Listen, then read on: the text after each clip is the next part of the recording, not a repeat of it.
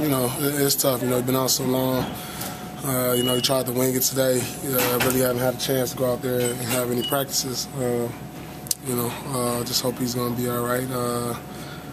You know, I really don't know the extent of what's going on, but you know, he's been out so long, resting, trying to get his injuries together, and it's very disappointing when he comes out. He's playing so well, especially after being out so long, to go down with another injury. Did the wind go out of your sails when he left? What's up? Did the wind go out of your sails a little bit when he went out?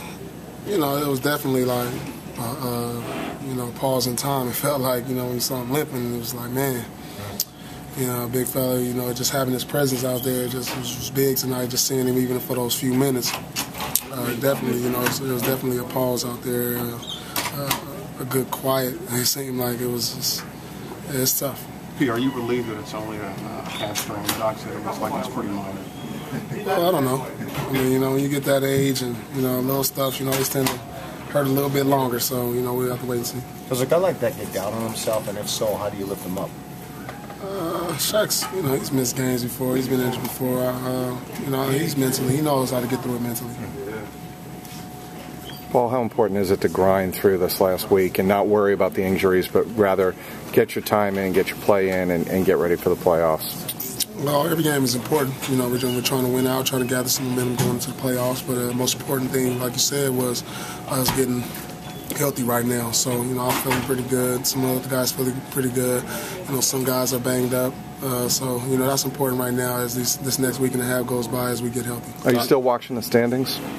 You yourself? And what do you think when, you know, Miami wins, Chicago wins? I mean, there's nothing I can do. I mean, we don't control our destiny right now. You know, it's pretty much you just hope they fumble up or stumble up somewhere along the road and we win. So, you know, it's going to be what it's going to be at the end of the day. As they kept hanging around, what did you guys finally figure out? What's that? As they kept hanging around, what did you guys finally figure out?